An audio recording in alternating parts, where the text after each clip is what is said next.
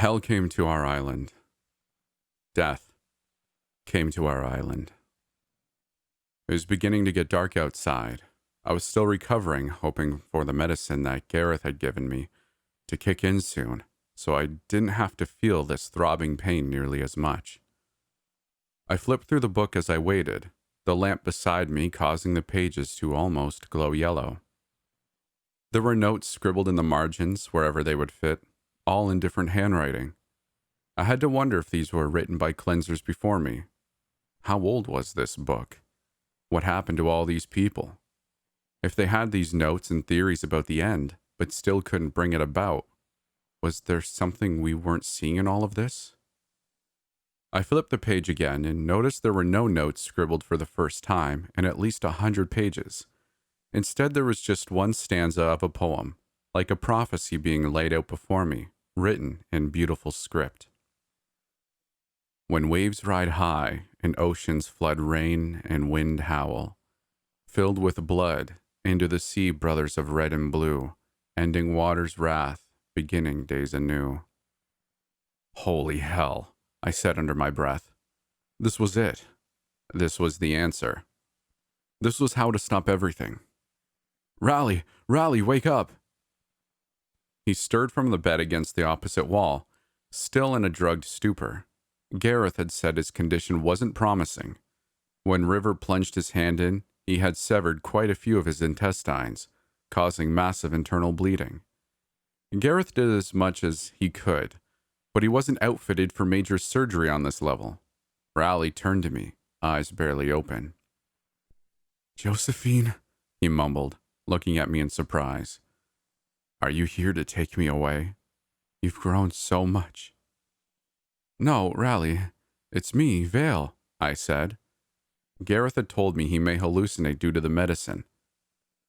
I found it, Raleigh. I'm not ready, Josephine, he muttered back. Tears stung my eyes seeing this man broken. He had protected our island for so long, and brought me under his wing without a question. I cried a little more as tears tracked their way across my still open wounds. There came a soft knock at the door as Gareth walked in, holding another vial of medicine and an armful of clean bandages. He looked at me as Raleigh muttered for Josephine once more. Poor man. He hasn't spoken about her in years, Gareth said. Who was Josephine? I asked him. He let out a sigh and sat next to the bed, beginning to dress Raleigh's wounds again. The only person he ever loved, Gareth replied. Josephine was his daughter. Where is she now? Whatever heaven you believe. She only lived for an hour after birth. Passed away not long after her mother, he answered. Think that's why he took to you so well. You reminded him of what he lost. I couldn't hold it back any longer. Tears began to flow freely, stinging my wound even worse than before. I had no family. My mother died during childbirth. My father killed not long after my conception. The village raised me, and Raleigh had always been there, offering advice or helping where he could. And now here he was, dying just a few feet away. Gareth finished wrapping the new bandages and stood up, handing me the vial. Give this to him when he wakes up. It'll help with the pain. He patted me on the shoulder as he began to walk out the door. Raleigh stirred. Gareth, he muttered. Gareth, I need to go. He turned back around, looking to Raleigh. Rest, old friend. We'll be safe until you're ready, he said. As he opened the door and stepped outside, a scream pierced the air. Rising wind followed it within seconds. Help! Help me, please! Came a voice from somewhere outside. It began to scream again, but was cut off in a moment. Drag them to the waters, came another voice, this one guttural, like the sound of rocks scraping against the ocean floor. Bring them to Panthalison, so he may shape them in his image. Oh, hell, Gareth said, stepping back inside and slamming the door. There's a horde of them out there. More screams cut through the air, causing the wind to strengthen once more. I could hear rain begin to pound on the roof of the small hut. The walls creaked as they were moved. Raleigh stirred yet again, suddenly more alert. What's happening? Where's the blade? He began to sit up, then screamed out in pain, falling back on the bed. Gareth, I have to get out there. Afraid I can't do that, brother, Gareth told him, pacing the room in thought. They've never come this far inland, other than river, of course. I don't like this. They'll find us soon enough. As if on cue, the door was kicked open. A towering drifter barged his way in, claws tearing at the doorframe. It screamed at the sight of them, bringing more heavy rain onto the hut. Back away, Gareth, I whispered, moving my hand down to the blade still sheathed at my side. He dove aside, leaving a straight path. I had to make sure I was on target. Even with my crippled eyesight, I drew the blade slowly, leaning forward and focusing on the diaphragm area, just like Raleigh had showed me that day on the beach. It ran forward, rushing me with arms held wide, claws brandished. I lunged forward, stabbing up toward it, and I missed. It screamed in pain as the blade struck in the middle of the rib cage, above the diaphragm. I heard the bone crack as it was cleaved in two. The drifter fell on top of me, teeth gnashing as it tried to recover. I moved my other hand to hit the hilt of the blade, grasping it and starting to saw downward. The drifter threw its head forward, attempting to bite down on my neck as I moved to the side under it, furiously working the blade lower. I heard the final gasp as I hit my target. The drifter collapsed, twitching, and Gareth ran forward to help roll it off of me as I pulled the blade free, splattering blue blood on the walls. Vale, are you okay? Raleigh asked, sitting up slowly this time so as not to hurt himself. He still winced in pain. Raleigh, thank God, I said, moving over to him. Look, I found how we can stop this. We have to get River. I grabbed the book from the table nearby, flipping to the poem. I shoved it toward Raleigh to read. Brothers of Red and Blue. That can't mean us, can it? He asked, looking up at me. I think so, I said. I could see the fear in his face. He was putting all this together. The same puzzle I had pieced together just hours ago. The wind was constant now, a continuous roar, a monster tearing the island apart. A board was torn from the roof, leaving an opening for rain to begin pouring through. Help me up, Gareth, Raleigh said, swinging his legs over the side of the bed. We need to go get my brother. I hefted the blade, getting ready to make our run across the square. Gareth stood, holding Raleigh up on his shoulders. We exchanged a small nod before running out of the hut and into the chaos. The square was bathed in red. Drifters were dragging bodies out of homes, taking no care if they cut them open or not. Anyone that resisted was torn open, treated as a game by the attacking monsters. I could see one in the distance grabbing a woman away from her screaming wife, slashing her throat so blood covered the woman she loved. It let out a demented laugh before lunging at the other woman. We made our way through, dodging what we could, and trying to cut through what we couldn't. We finally reached the door of Briggs's office, busting it in and charging through. River sat there in the center of the room, staring toward us, a smile playing behind the gag over his mouth. Grab and run, I said, looking towards Gareth and Raleigh. I took hold of the chair River was in and began dragging it out into the storm. We tried to go around the perimeter of the square and toward the path to the beach. So as to not be seen, a drifter chased someone out into our path, stopping as it saw us. I charged forward, stabbing it through the eye this time. It fell to the ground shrieking, causing the storm to strengthen. When we finally made it to the path, I saw that we didn't have far to go. The amount of drifters congregating in the island and the chaos they were bringing had caused a storm surge, bringing waves crashing just a few hundred yards away. The dunes were gone. Now the island just consisted of the square and the surrounding area.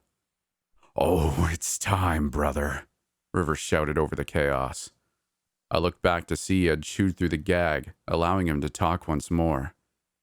There is our God, waiting, just as promised. I looked in the distance to see an inky silhouette on the horizon. moving ever closer to our position. With every stride, it sent a towering wave toward us, taking more of the land for its own. Drifters were frothing in the waves, moving closer to the square. There had to be hundreds, all crashing on top of each other as they scrambled to be the first to the feeding. They stopped as they saw us. "Set me down," Raleigh said. Gareth gave him a look to confirm what he was asking, then a small nod before setting him to his feet. Raleigh came over to me then, putting his hands on my shoulders. "Whatever happens, I want you to know how proud I am," he said.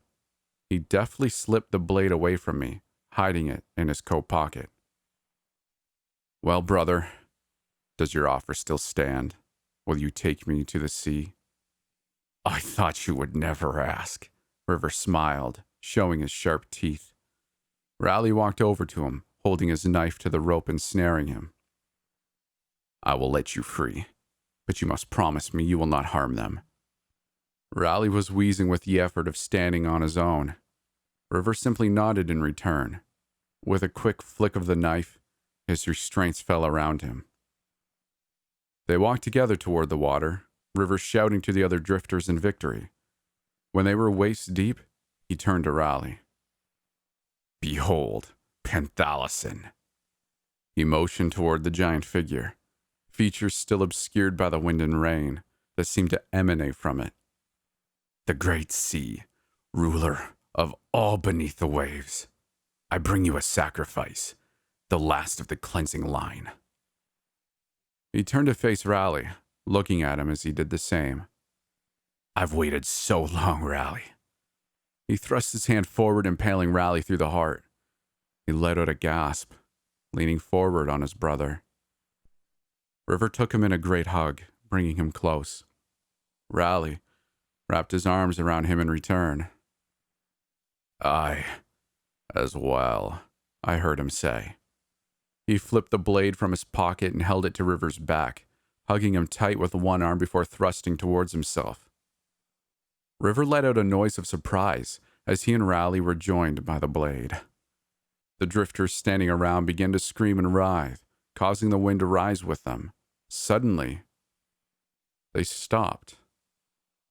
And Gareth grabbed my arm and pulled me back, away from the water as we watched.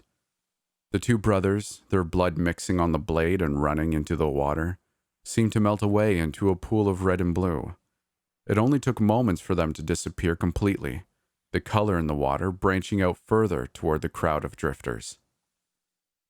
When they were touched by the blood, the drifters turned to water. With each new mass, a rising wave was formed, holding its place as a wall of water at the shoreline. I could almost make out the two brothers in the middle of it, still locked in their death embrace, translucent in their new state of being. When all the drifters had been reached, it was a towering tsunami standing at the ready. Penthalison stood in the distance, the storm still swirling around him. He hefted his fist, crashing it down into the water and sending his own wave forward. The great tsunami rushed to meet it, absorbing it as they collided. It picked up speed as it moved ever closer to the sea god, rolling with fury. There was a loud crash as it smashed into the giant, knocking him from his feet. I saw it try to get back up and regain its footing, but as it did, tendrils of water shot forward from the surface, ensnaring him at every possible point. Finally, two tendrils, one red and one blue, shot forward to wrap around the ancient neck of the sea, pulling it first to its knees, then under the surface forever. We've started taking count and burying our dead now. The island is destroyed, houses gone completely. It appeared as though we had suffered a direct hit from a hurricane. I was walking along the beach earlier when I spotted something shining in a tide pool. As I ran forward to look, I was able to make out the hilt of the time blade. The blade itself was broken, nothing but jagged splinters after a few inches. But I kept it anyway. It's to remember the father I only had for a short time, the man who gave his life for us, as long as he lived. I know when the waves crash in, It's him telling me that he's still there, keeping the evil at bay in death as he did in life. Thank you, Raleigh.